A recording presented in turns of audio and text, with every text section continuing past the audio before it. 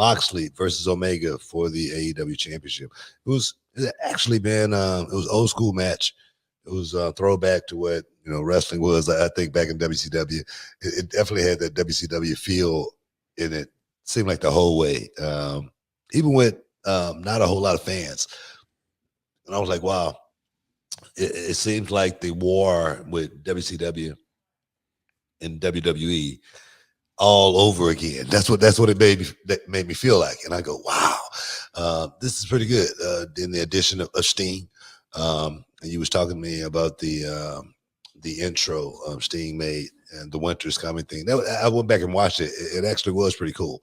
Yeah, it was awesome. It actually was. It was like, wow. And there again too. That's not something that's new. No.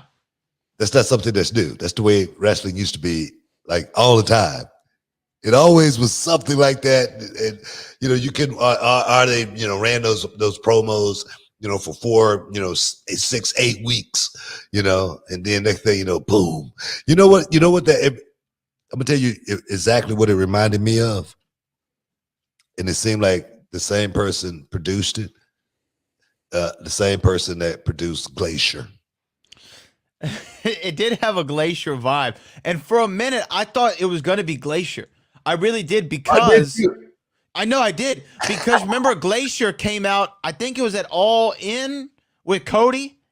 They came out together, right? He was part of like the little MMA kind of team thing that he had with Arn and DDP and all those guys. Glacier was one of those guys. And when I saw like winter is coming and then all the snowy mountains and then the snow started to fall from the ceiling, I said, wait a minute, are they about to big up Glacier like that? Like, I know, like back in the day, he was one of the cool acts, but Mortal Kombat came out in 98. You know what I mean? Like, but that's what it felt like, though, right? It did feel like Glacier. Yeah. I swear, I loved the Glacier. No, it seemed like the same person that produced Glacier was the same person that kind of produced that. It seemed like it had the exact same feel to it. And I was like, man, this will work out a little bit better. But now the addition. Hey, Glacier was over with the kids. Glacier was over with the kids, man. I can speak from experience. All right, cool. But continue.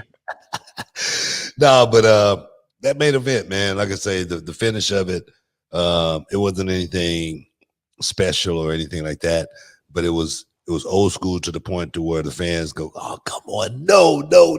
And the big I don't know what you call that finisher right there, but bang, there's no way he's gonna kick out of that. If he would have kicked out of that, it definitely would have made me go, wow, okay, now we're totally in a place we don't want to be. But it made me feel a certain way, and I must say that it was a match that had an old school feel to it, had an old school look to it, and we're in 2020, and it went out there and worked. That's why I say we're not that far from where we once was back in the day. That's what I talk about on my Wrestling 101 class all the time. And I had one of the students on there, and one of the students that actually goes to Reality of Wrestling, Roxy. I know you guys have heard about Roxy before. She's all over the internet, getting her props. But she was saying that she watched it, and she said every other match that she watched on there, it wasn't like that match. And that match is what we teach at Reality of Wrestling. I was so proud of her, for her to spot that and to be able to take that out there and know what it means to tell a story, slow it down, bring the fans into the ring, let them be a part of it. All those little bitty things.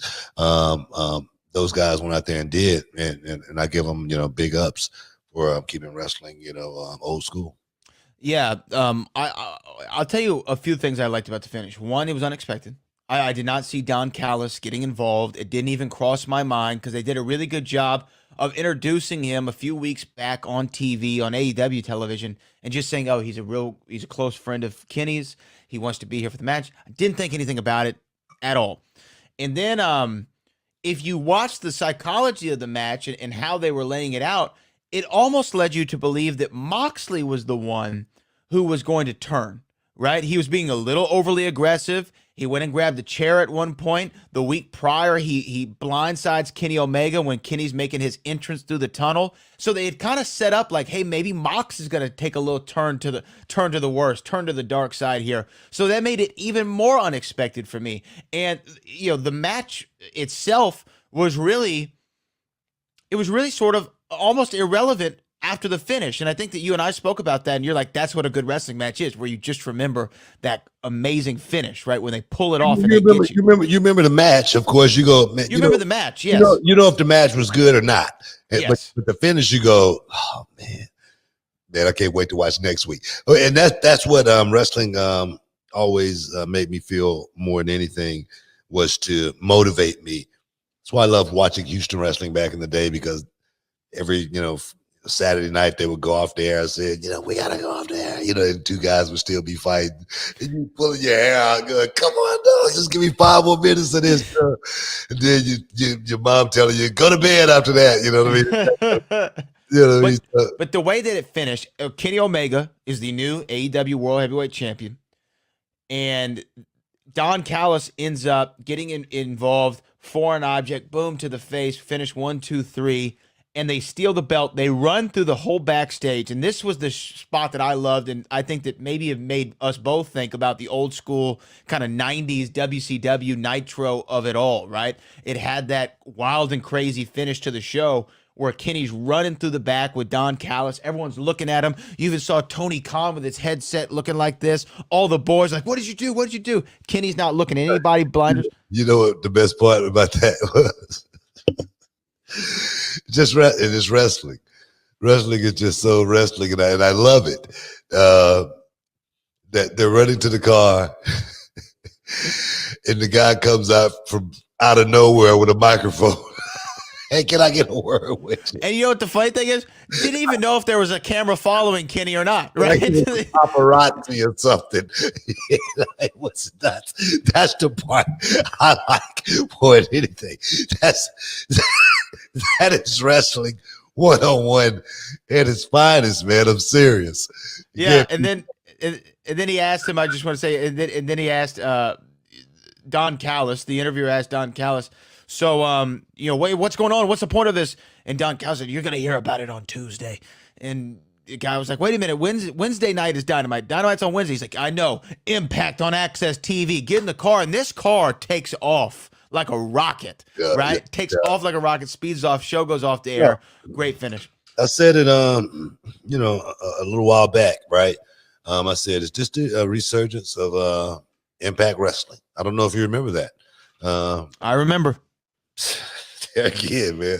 I don't know why, man. I said it. I said, Impact got a chance to become Impact players all over again. They got a chance to get back in the game. There's a lot of free agents out there right now that's looking to get on the roster, man. It's looking to get a job. And the thing is, one thing about even working in Impact Wrestling right now, if these guys can make a deal to where they can, parlay, working, Japan, and a few other companies, man, that's a nice little payday for you.